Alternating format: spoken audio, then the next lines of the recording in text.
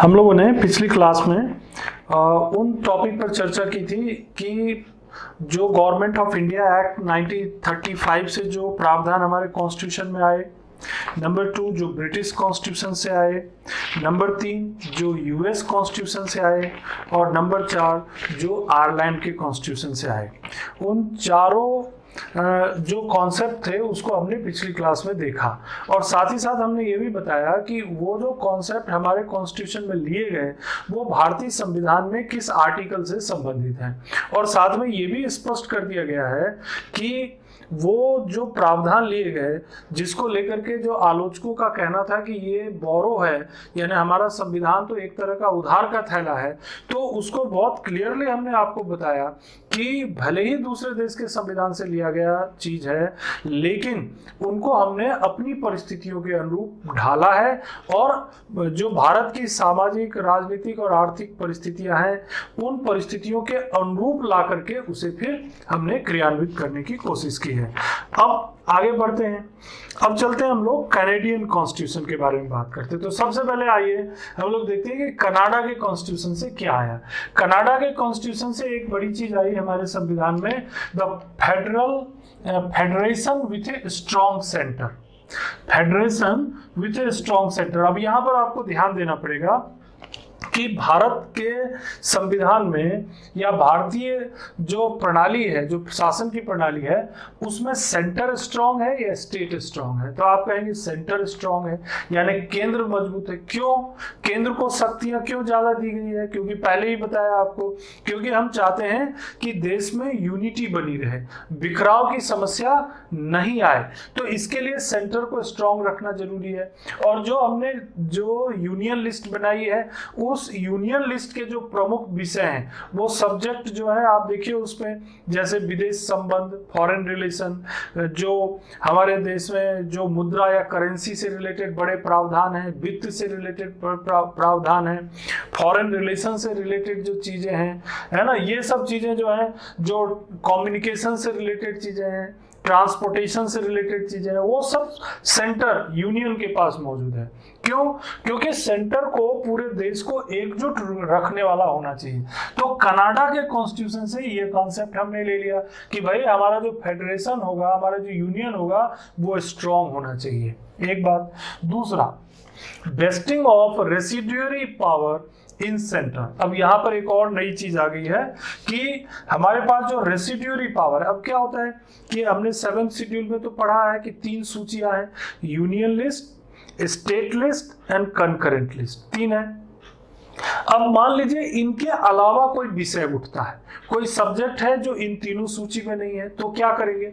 तो उसको बोलते हैं रेसिड्यूरी पावर, यानी कि अवशिष्ट शक्तियां। अब देखिए कई देशों में क्या होता है, अवशिष्ट शक्तियां जो है स्टेट को दे देते हैं कि भाई जो रेसिड्यूरी पावर है उस पर कानून आप ही बनाइए, स्टेट को दे देते हैं। यहाँ पर भारतीय संविधान में इस पर बहुत विस्तृत चर्चा हुई कॉन्स्टिट्यूएंट असेंबली में और यह तय किया गया कि जो रेसिड्यूरी पावर है वो यूनियन के पास यानी सेंटर के पास होना चाहिए। तो wasting of residuary power in centre, और इसका उल्लेख किया गया है आर्टिकल 248 में, अनुच्छेद 248 248। जो सेंटर स्टेट रिलेशन जब पढ़ेंगे ना अपन, तो वहां पर आपको हम आर्टिकल 248 को डिटेल में बताएंगे। लेकिन अभी इतना ध्यान रखिए कि कैनेडियन कॉन्स्टिट्यूशन यानी कनाडा के संविधान से एक तो जो फेडरेशन है उसमें federation with a strong centre का कॉन्सेप्ट आया, और दूसरा जो रेसिड्यूरी पावर है जब सेंटर को दे दिया तो वो और स्ट्रॉन्ग हो गया। और क्या हुआ? Appointment of state governor by the centre, appointment of state governor by the centre. अब देखिए यहां पर जितनी भी बातें हम आपके सामने ला रहे हैं वो सब सेंटर को स्ट्रांग बनाने वाली बात है। वैसे गवर्नर का ऑफिस होना चाहिए, गवर्नर होना चाहिए, ये तो भारत शासन अधिनियम यानी गवर्नमेंट ऑफ इंडिया एक्ट 1935 में भी था, लेकिन यहां पर ये बोला कि ठीक है वो गवर्नर होंगे स्टेट के, लेकिन उनको अपॉइंट कौन करेगा? तो उनको अपॉइंट करेगा सेंटर। अब आपको पता है इंडियन कॉन्स्टिट्यूशन में राज्यों के जो राज्यपाल होते हैं उनको कौन अपॉइंट करते हैं? प्रेसिडेंट करते हैं। लेकिन फिर प्रेसिडेंट की बात जब करेंगे तो प्रेसिडेंट अपनी मर्जी से नहीं करते, वो किसके? मंत्री परिषद यानी काउंसिल ऑफ मिनिस्टर के एडवाइस पे करते हैं। तो यहाँ पर मजबूत कौन हो गया? स्ट्रॉन्ग कौन हो गया? सेंटर हो गया। तो ये अपॉइंटमेंट ऑफ स्टेट गवर्नर जो है ये कॉन्सेप्ट आ गया कनाडा के कॉन्स्टिट्यूशन से। एक और चीज यहाँ पर एक और बात बताई है कि advisory jurisdiction of supreme court.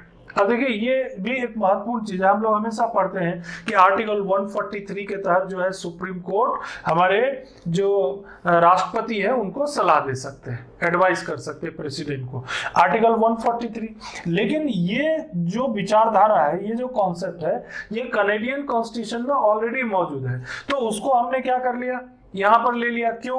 क्योंकि हम ये चाहते थे कि अगर मान लीजिए कि राष्ट्रपति को किसी न्यायिक लीगल मैटर पे अगर उनको सुप्रीम कोर्ट की मदद चाहिए, सलाह चाहिए, एडवाइस चाहिए, तो वो एडवाइस वो सुप्रीम कोर्ट से ले सकते हैं। और सुप्रीम कोर्ट के प्रावधान में आर्टिकल 143 में इसे डाल दिया और साथ में ये भी तय कर दिया कि भाई देखिए सुप्रीम कोर्ट का एडवाइस राष्ट्रपति पर बाध्यकारी नहीं होगा, कंपल्सिव नहीं होगा।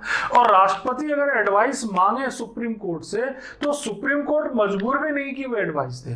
तो ये सब महत्वपूर्ण बातें यहां पर कैनेडियन कॉन्स्टिट्यूशन से आ गया।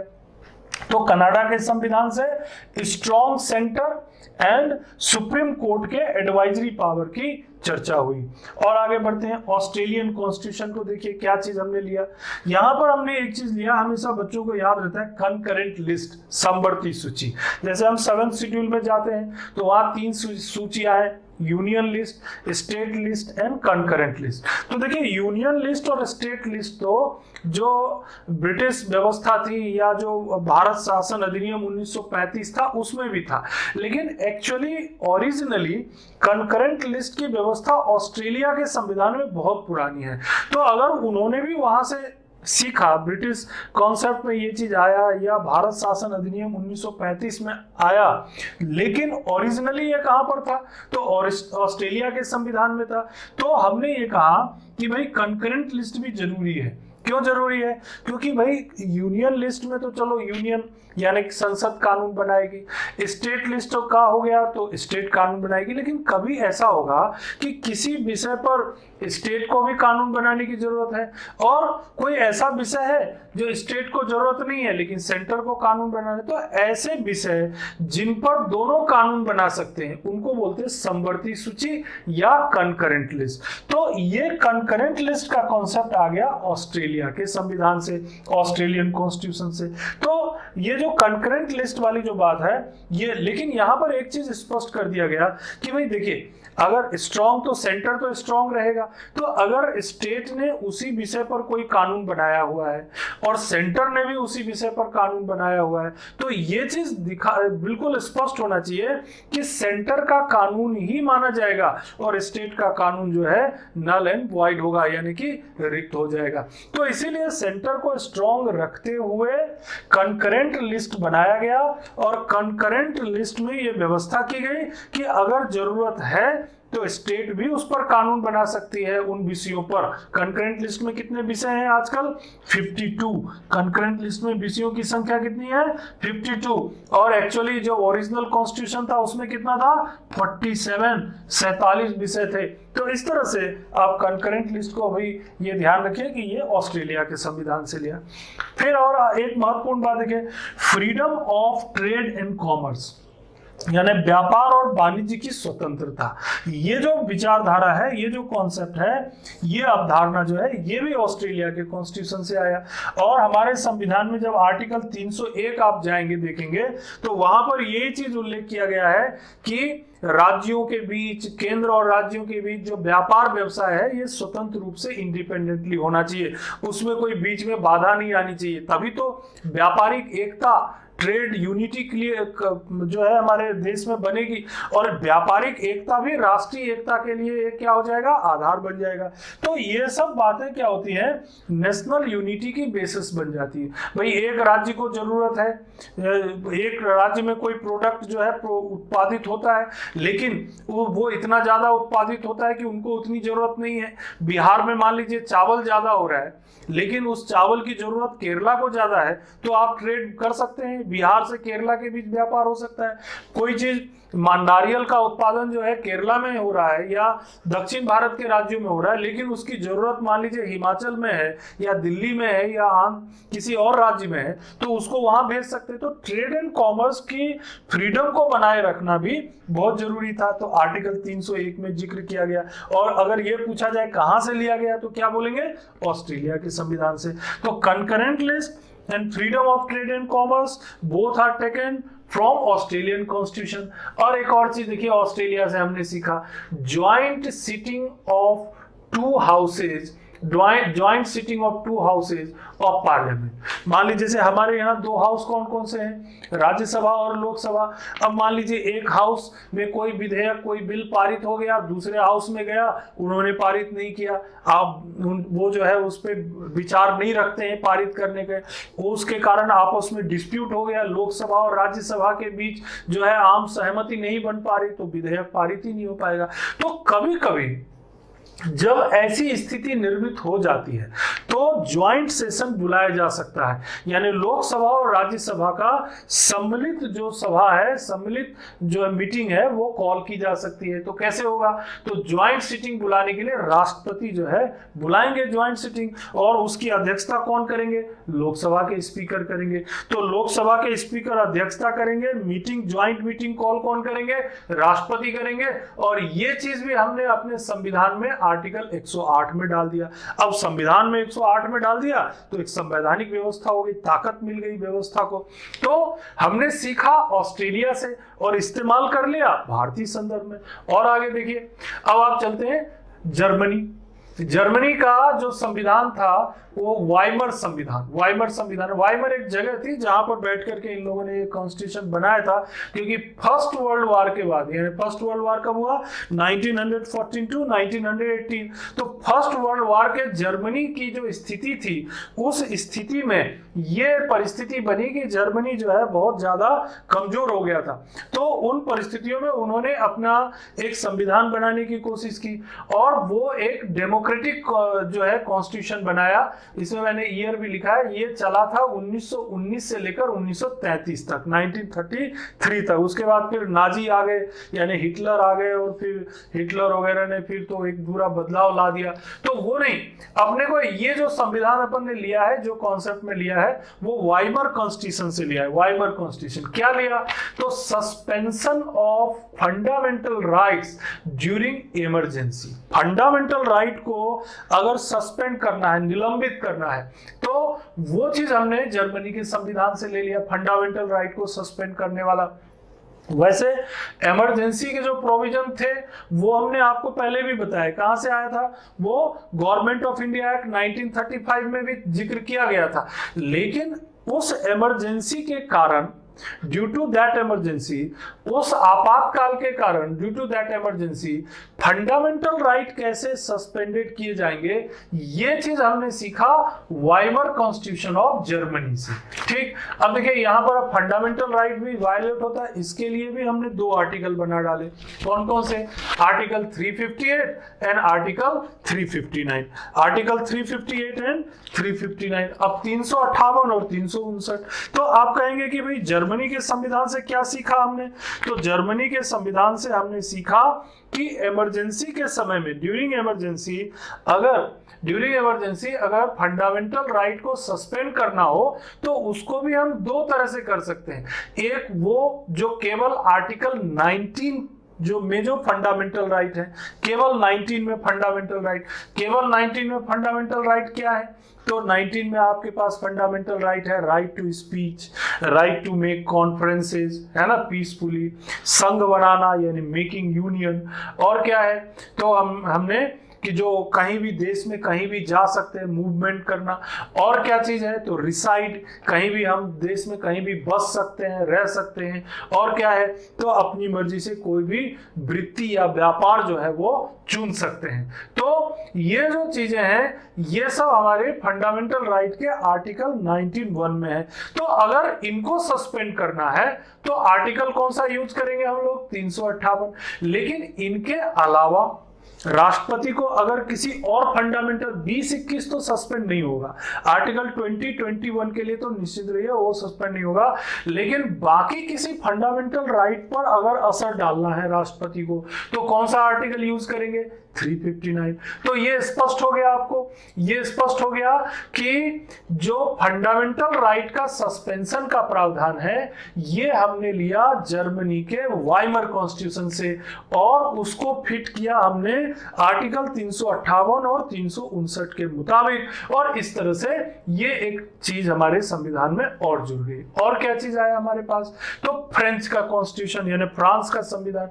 यहां से क्या सीखा, यहां से हमने सीखा रिपब्लिक, है ना, प्रियम्बल में भी ये वर्ड इस्तेमाल किया जाता है, रिपब्लिक। ठीक, तो रिपब्लिक जो टर्म है इसका मतलब क्या होता है कि कोई भी ऐसा देश जिसका हेड, जिसका प्रमुख जो निर्वाचित होगा, इलेक्टेड होगा, तो इलेक्टेड हेड वाला कंट्री क्या कहलाएगा, रिपब्लिक। तो भारत के जो राष्ट्रपति वो क्या होते हैं, निर्वाचित होते हैं, तो हम क्या बन गए, रिपब्लिक हो गए। और ये रिपब्लिक का कंसेप्ट ऑलरेडी कहां पर प्रचलित था, तो फ्रांस में प्रचलित था। ये हमने सीख लिया यहां से, तो देश के हित में हुआ, अच्छी चीज हुई कि हमने फ्रांस से लिया और अपने देश के हेड को इलेक्टेड बना दिया, राष्ट्रपति को। और इस कारण से क्या होता है, हमारा देश जो है गणतंत्रात्मक यानी कि जनता के द्वारा, अंतिम रूप से जनता के द्वारा बिल्कुल चुना हुआ और जनता के द्वारा बना हुआ देश है। और संविधान भी जो हमने बनाया वो जनता से ही ताकत ग्रहण करके बनाया। तो कुल मिला के जनता यहाँ पर क्या हो गई, सर्वोपरि हो गई। तो रिपब्लिक सिस्टम हो गया ये। और साथ में और क्या चीज जोड़ दिया, ideals of liberty, equality and fraternity. आप तो जानते हैं जब फ्रेंच रिवॉल्यूशन हुआ था, फ्रांस की क्रांति के समय, ये 3 शब्द प्रचलन में आए थे। कौन कौन से, लिबर्टी यानी कि स्वतंत्रता होनी चाहिए सबको, इक्वेलिटी यानी कि समानता होनी चाहिए, सभी बराबर होंगे, और फ्रेटर्निटी भाईचारा होनी चाहिए। इन्हीं 3 शब्दों को लेकर के फ्रांस की बड़ी क्रांति हुई थी और फ्रांस में एक बड़ा बदलाव आया था। तो इससे हमने सीख हासिल की और भारत में भी इसको हमने संविधान में जगह दी, लिबर्टी। लिबर्टी मतलब स्वतंत्रता। तो हमारे देश के संविधान में आर्टिकल 19 कितना जबरदस्त स्वतंत्रता देते हैं, बोलने की स्वतंत्रता, कहीं भी जाने की स्वतंत्रता, संगठन बनाने की स्वतंत्रता, शांतिपूर्ण ढंग से सम्मेलन करने की स्वतंत्रता, है ना। तो ये सब जो स्वतंत्र, कोई भी वृत्ति या व्यापार, प्रोफेशन वगैरह एडॉप्ट करने की स्वतंत्रता, ये सब यहीं से सीखा हमने। लिबर्टी, इक्वालिटी, समानता, सब बराबर है, all are equal in front of law, कानून से ऊपर कोई भी नहीं है, कानून के समक्ष सभी बराबर हैं, है ना। विधि के समक्ष समता, equality in front of law. जाति, धर्म, लिंग, वंश आदि के, जन्म स्थान आदि के आधार पर कोई भेदभाव नहीं होगा। आर्टिकल 14, 15, 16, 17, 18 ये सब इक्वालिटी की बात करता है। और फ्रेटर्निटी, भाईचारा, सब लोग मिलजुल के रहेंगे। इसका तो जिक्र देखिए प्रियम्बल में भी होता है, इसका जिक्र जो है आपको डायरेक्टिव प्रिंसिपल में भी होता है, भाईचारा को बढ़ाने की बात की गई है वहां पे, है ना। फंडामेंटल ड्यूटीज में भी ये सब बातें आती हैं। तो ये सब जो चीजें हैं ये हमने फ्रांस के संविधान से लिया और भारतीय परिस्थितियों के अनुरूप उसे ढाल करके इस्तेमाल किया। फिर चलते हैं south Africa. South African constitution से हमने क्या लिया, तो procedure for amendment of the constitution, यानी कि अगर संविधान में कोई बदलाव करना है, कोई संशोधन करना है, कोई नई चीज जोड़नी है, किसी चीज को हटानी है, यानी अमेंडमेंट करना है, तो ये अमेंडमेंट की व्यवस्था साउथ अफ्रीकन कॉन्स्टिट्यूशन में बहुत पहले से थी। तो वहां से हमने सीख लिया कि भाई जरूरत पड़ने पर हम संविधान में संशोधन भी कर सकते हैं। आर्टिकल 368 है ना, जिसको अभी भारतीय संविधान में इसमें थोड़ा बदलाव कर लिया। 3 तरह से संशोधन करते हैं, एक सामान्य यानी साधारण बहुमत के द्वारा, दूसरा स्पेशल मेजोरिटी यानी विशेष बहुमत के द्वारा, और तीसरा विशेष बहुमत यानी special majority and approval of states, राज्यों के अनुमोदन के द्वारा। तो हमने देखिए लिया साउथ अफ्रीका के कॉन्स्टिट्यूशन से अमेंडमेंट की प्रोसेस, लेकिन उसे भारतीय संवैधानिक परिस्थितियों के अनुरूप ढाल करके उसका इस्तेमाल कर लिया। और आगे देखते हैं जापानीज कॉन्स्टिट्यूशन में। देखिए आप, जापानीज कॉन्स्टिट्यूशन जो है, अब जापानी लोग तो बड़े परिश्रमी होते हैं, रूल को मानने वाले होते हैं, प्रोसीजर को मानने वाले होते हैं, सभी लोग जानते हैं विश्व में इस बात को। तो वहां पर एक कॉन्सेप्ट है प्रोसीजर एस्टैब्लिश्ड बाय लॉ, यानी कि कोई भी जो व्यवस्था है, कोई भी जो सिस्टम है, प्रोसीजर एस्टैब्लिश्ड बाय लॉ यानी कानून द्वारा स्थापित प्रक्रिया का पालन होना ही चाहिए। कानून द्वारा स्थापित प्रक्रिया का पालन होना ही चाहिए, यानी जो प्रोसीजर है उसको वायलेट करके आप कुछ नहीं करेंगे। तो ये जो कॉन्सेप्ट था ये भारतीय संविधान में आया द जापानीज के संविधान से, और law is duly enacted by legislature and correct procedure is followed। Article 21 जो आपने पढ़ा होगा फंडामेंटल राइट के अंतर्गत, वो इसी चीज को एस्टैब्लिश करता है, procedure established by law. Article 21 को देखिए आप, ये जो अनुच्छेद 21 की भाषा जैसे ही आप पढ़ेंगे वैसे ही आपको पता चल जाएगा कि ये कितना इंपॉर्टेंट बात है प्रोसीजर को फॉलो करना। क्या कहता है article 21? No person shall be deprived of his life, no person shall be deprived of his life और personal liberty except according to the procedure established by law. कोई भी व्यक्ति उसके डिप्राइव्ड बाय हिज लाइफ, उसके जीवन और उसकी व्यक्तिगत स्वतंत्रता से वंचित नहीं किया जा सकता। नो पर्सन, डिप्राइव्ड मतलब वंचित करना। No person shall be deprived of his life और personal liberty except according to the procedure established by law, जब तक कि प्रोसीजर को पूरी तरह से फॉलो नहीं किया गया हो। यानी अगर किसी व्यक्ति को सजा भी देनी है, अगर उसके खिलाफ कोई कानूनी कार्यवाही भी करनी है, तो उसकी प्रक्रिया निर्धारित है, प्रोसीजर निर्धारित है। किसी भी व्यक्ति को गिरफ्तार करना है, उसे अरेस्ट करना है, उसकी प्रक्रिया निर्धारित है, प्रोसीजर है। और जब ये बात कोर्ट में जाती है तो उस प्रक्रिया को देखा जाता है, क्या आपने वो सारे स्टेप्स फॉलो किए जो कानून के द्वारा निर्धारित था। अगर निर्धारित कानून की प्रक्रिया का पालन नहीं किया तो वो जो व्यक्ति अरेस्ट करता है वही दोषी हो जाता है। तो इसीलिए ये भारतीय संविधान में ये भी चीज को लागू किया गया कि भाई जो भी काम हम करेंगे, जो भी प्रक्रिया, जो भी हम व्यवस्था करेंगे, उसमें ये ध्यान रखेंगे कि law is duly enacted by legislature and the correct procedure is followed. जो प्रक्रिया होगी वो पूरी तरह से सही हम उपयोग में लाएंगे। और आर्टिकल 21 वो जगह है जहां से हमको ये पता चलता है कि जापान के संविधान की ये व्यवस्था कितनी महत्वपूर्ण थी। तो इस तरह से भारत के संविधान में देखिए बहुत सारी बातें अलग अलग देशों के संविधान से ली गई और उनसे जो हमने सीख हासिल की, उस सीख का उपयोग हम हमारे देश की जनता और हमारे देश की परिस्थितियों के अनुरूप किया। उसका उपयोग करके हम लोगों ने बेहतर डेमोक्रेसी, एक मजबूत प्रजातंत्र को स्थापित करने का प्रयास किया। हमने हर संविधान के लगभग सभी पक्षों में हमने अलग अलग देशों के संविधान की जो खासियतें थी, विशेषताएं थी, उसे एक्सेप्ट किया और उसको अपने अनुरूप बदलाव करके और उसका उपयोग किया। अब मैं कुछ पॉइंट्स आपके सामने यहाँ पर ला देता हूँ। अब उतना डिटेल में तो हम नहीं जाएंगे, लेकिन एक एक चीज हम आपको बता देते हैं। जैसे फेडरल स्कीम, तो गवर्नमेंट ऑफ इंडिया एक्ट 1935। अगर पार्लियामेंट्री गवर्नमेंट की बात करेंगे तो ब्रिटिश कॉन्स्टिट्यूशन। अगर फंडामेंटल राइट्स की बात करेंगे तो यूएस कॉन्स्टिट्यूशन। अब एक एक पॉइंट मैं उठा के आपको बता रहा हूँ। US constitution. अगर डायरेक्टिव प्रिंसिपल्स की बात करेंगे तो आयरिश कॉन्स्टिट्यूशन। अगर आप अपॉइंटमेंट ऑफ स्टेट गवर्नर्स की बात करेंगे, appointment of state governor by the centre, तो ये कनाडियन कॉन्स्टिट्यूशन की बात हो जाएगी। कंकरेंट लिस्ट की बात करेंगे तो ऑस्ट्रेलियन कॉन्स्टिट्यूशन की बात हो जाएगी। Suspension of fundamental rights during emergency, तो वाइमर कॉन्स्टिट्यूशन जर्मनी की बात हो जाएगी। हाँ, एक टॉपिक इसमें और ज्यादा महत्वपूर्ण है जो कि छूट रहा है, उस पर भी बात करते हैं। सोवियत यूनियन वो कहा गया, उसको भी तो देखना पड़ेगा, लेकिन हमने यहाँ पर उसका जिक्र नहीं किया, यानी कि उसको भी ध्यान रखना है।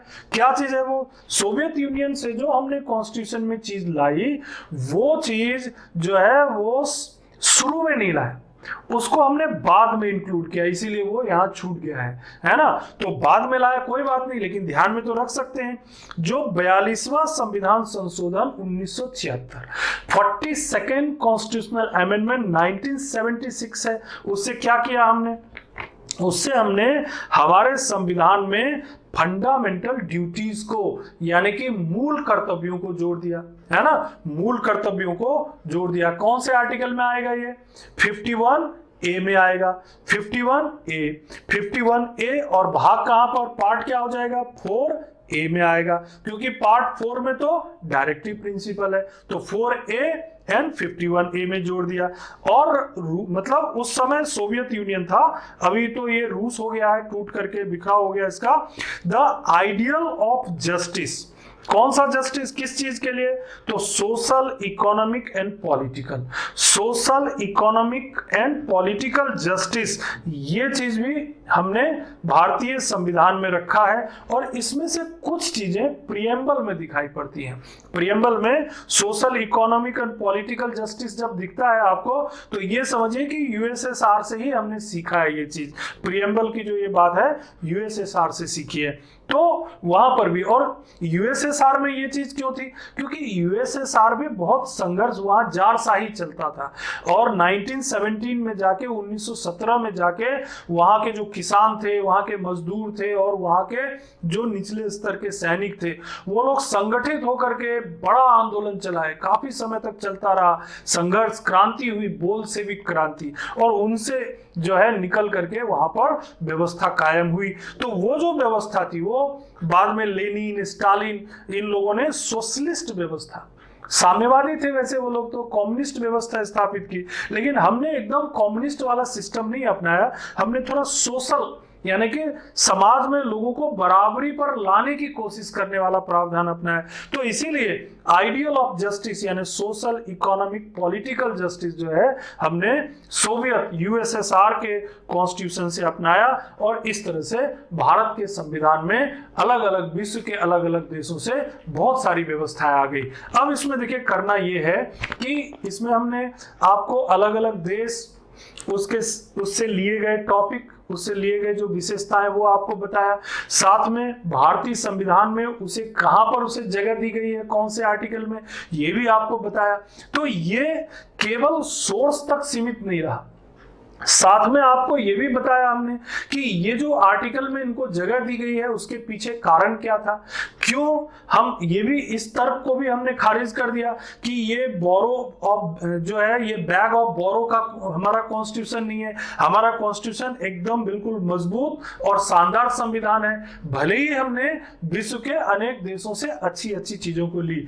तो अंबेडकर जी का ये जो स्टेटमेंट शुरू में ही आपको बताया था, ये अपना एस्टैब्लिश हो जाता है। तो मेंस में जब आपको क्वेश्चन आता है, मान लीजिए यही कोटेशन आ गया आपके सामने, तो उसका आंसर भी आप हमारे इस टॉपिक से बना सकते हैं। और साथ ही साथ जहां तक याद रखने की बात है, तो आप इन टॉपिक को एक लिस्ट बना लीजिए, टेबल बना लीजिए अलग अलग, कि भाई ऑस्ट्रेलिया के संविधान से क्या आया, कनाडा के संविधान से क्या आया, यूएसए के संविधान से क्या आया, फ्रांस से क्या आया, यूएसएसआर से क्या आया, ब्रिटेन से क्या आया, और 1935 के एक्ट से क्या आया, और उसमें से दो दो तीन तीन चीज चुन करके एक टेबल बना लीजिए, 5-7 दिन तक उसे देखिए, अपने आप आपको चीजें क्लियर होती जाएंगी।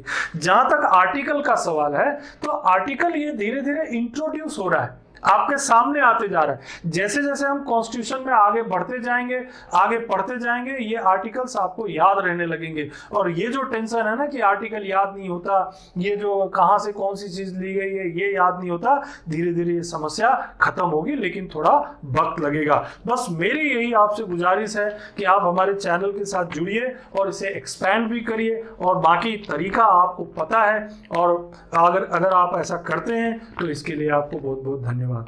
Thank you.